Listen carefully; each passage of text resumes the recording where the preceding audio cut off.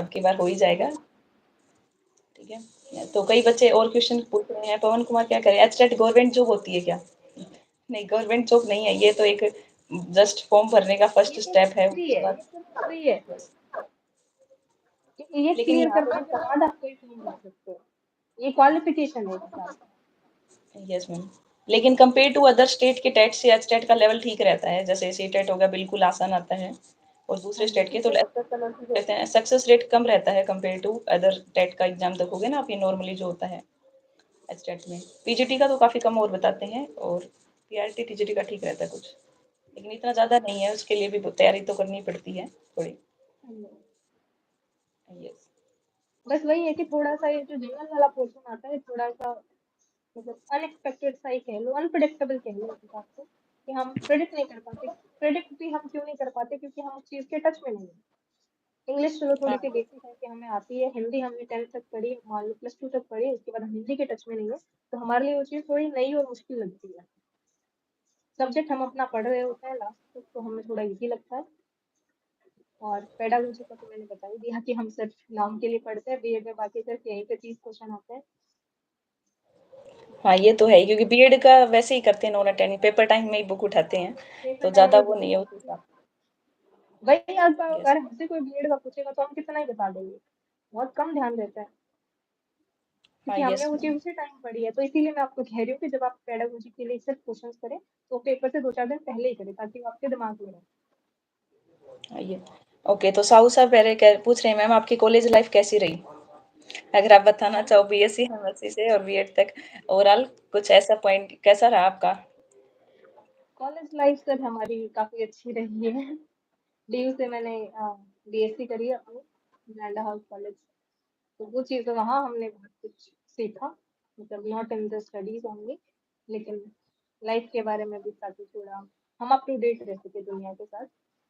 बाकी एमएससी हमारी आधी लॉकडाउन में चली गई, तो उसका तो हम ज्यादा कुछ कर नहीं सकते।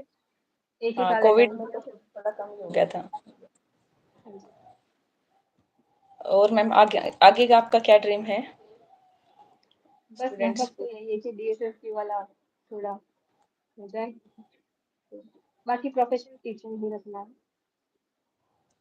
हाँ, ओके, हो जाएगा, वैसे आप इतनी तैयारी कर रहे हो, वैसे ऑलरेडी आपको बहुत कुछ आता है, तो ज़्यादा टाइम नहीं लगेगा आपको। ठीक है, चलिए, और बताना चाहो कुछ?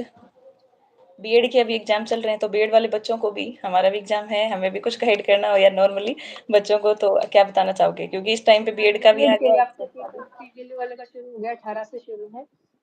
तो बीएड यस में तो यही है मैम कि आप बस वो पीछे वाले जो क्वेश्चंस होते हैं थोड़ा उन्हीं पे बस, और पीवाईक्यू आप ऐसा नहीं कि सिर्फ आप सीबीएलयू के देखें, आपको यूट्यूब पे मिल जाएंगे। जब भी आप बीएड का वो खोलते हो तो यूट्यूब पे 2-3 यूनिवर्सिटीज का आता है, एक तो कुरुक्षेत्र यूनिवर्सिटी का आता है और एक मित्तल यूनिवर्सिटी का आता है, इन दोनों के पेपर आ जाते हैं सामने।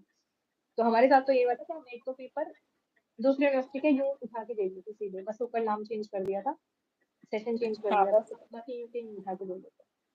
तो जो लास्ट हाँ, में पीआर तो पेपर आता 3-4 साल के है वो सेम ही दे देते हैं, ज़्यादा चेंज नहीं करते बीएड में, हाँ, ज्यादा क्योंकि चेंज नहीं क्वेश्चंस का करते। लेंथ और एक्सप्लेनेशन कैसे आप वैसे लिखते हो वो भी डिपेंड करता है, 16 मार्क्स के क्वेश्चन होते हैं। हाँ जी।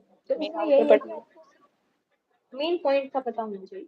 मतलब अगर आप बुक करोगे तो आपको हेडिंग्स दिख जाएंगे, बस आपको हेडिंग्स के नाम करेक्ट पता है तो आप उस टॉपिक से रिलेटेड कुछ लिखाएंगे। तो इतना ज्यादा ध्यान नहीं देते हैं बीएड में।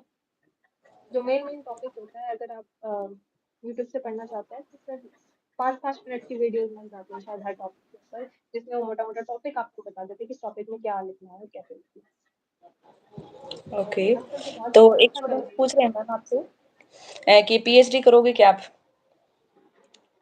नहीं सर, पीएचडी एक्चुअली मैंने बायोटेक से एमएससी करी है, तो जिस टॉपिक से मैंने पीएचडी करी है उसमें बहुत टाइम लगता है, मतलब बहुत पेशेंस की चीज है वो, और कम से कम पीएचडी भी 4-5 साल की जर्नी हो जाती है, तो काफी टाइम, लॉन्ग टाइम पाँच प्रोसेस हो सात जाता सात है। साल 7 साल मिनिमम, 7 साल अगर हम बायोटेक से पीएचडी करेंगे तो मिनिमम 7 साल। और तो फिर भी वैकेंसी तो छोटी नहीं है, अच्छा है कि डीएसएसबी का हो जाए तो। और चलो, एक स्टूडेंट हैं, ये 12th पास आउट ही हैं, वो आपसे कुछ पूछ रहे हैं, मैम प्लीज बताओ एंट्रेंस एग्जाम को क्लियर करने के लिए क्या करें? अभी इनका 12th पास आउट आई, हमसे केमिस्ट्री से कनेक्टेड थे, तो ये आपसे कह रहे हैं कि 12th के बाद इनको एडमिशन लेना है, तो एंट्रेंस के लिए क्या इनको स्ट्रेटेजी पॉइंट होनी चाहिए क्लियर हो जाए इनका?